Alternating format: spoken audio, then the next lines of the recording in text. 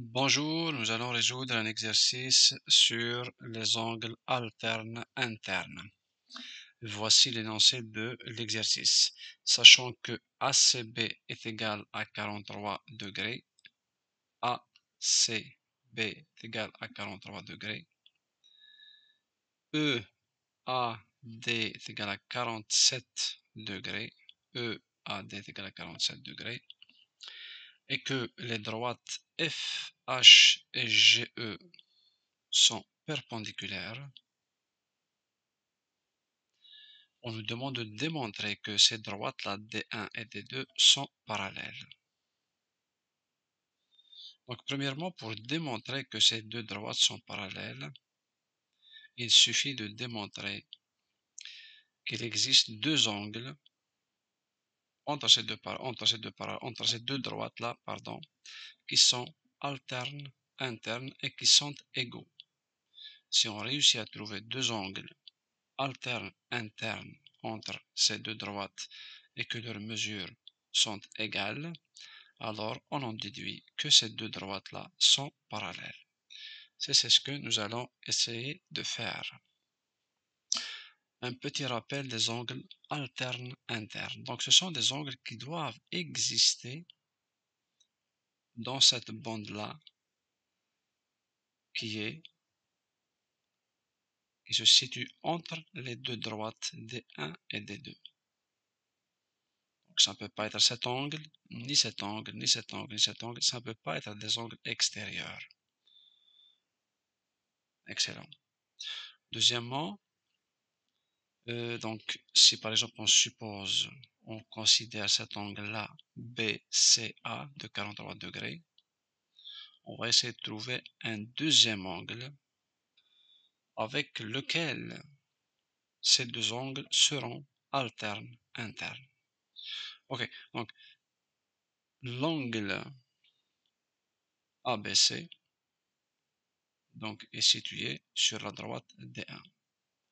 Puisqu'on cherche l'autre angle qui lui est alterne interne, donc on va chercher un angle qui est sur D2. C'est ça le mot alterner. Puis on alterne une deuxième fois par rapport cette fois-ci à la séquente FH. L'angle BCA se trouve de ce côté de la séquente FH. L'autre angle doit se situer de l'autre côté. Ça veut dire ici.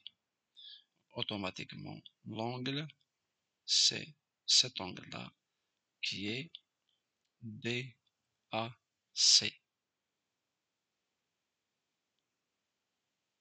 L'angle DAC, DAC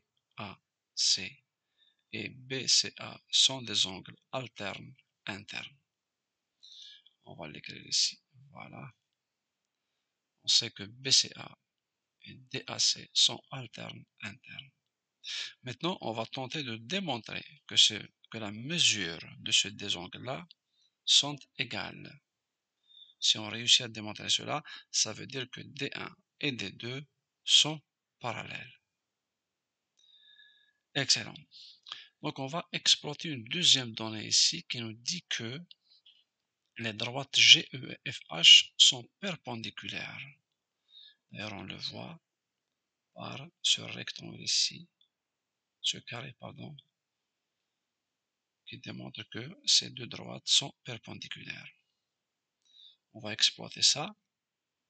Ça veut dire que cet angle est égal à 90, cet angle est égal à 90, cet angle est égal à 90 et cet angle est égal à 90.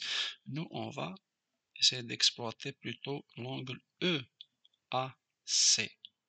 On sait que EAC, la valeur de l'angle EAC est égale à 90. On va l'écrire. Pourquoi on travaille sur ce cadran? Parce que c'est sur ce cadran qu'il y a une donnée et c'est parce que sur ce cadran-là qu'il y a l'angle qu'on recherche. On ne peut pas s'intéresser à ce cadran. Il est inutile pour nous, ni celui-là. Donc c'est pour cette raison qu'on s'adresse à ce cadran-là qui EAH, c'est parce que c'est dans ce cadran-là que l'angle qu'on recherche existe et puis que la donnée aussi, elle existe. Parfait. Donc, on va dire EAD plus DAC est égal à 90. Bien sûr, ça, c'est parce que ce sont des angles complémentaires. EAD et DAC, ce sont des angles complémentaires. Ça veut dire que leur somme est égale à 90. On va l'écrire ici.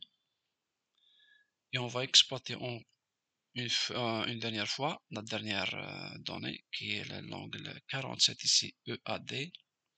Puisqu'on sait que EAD est égal à 47 degrés, on le remplace ici.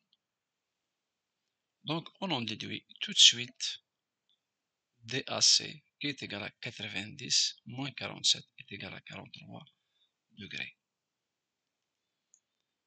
Est égal à 43 degrés.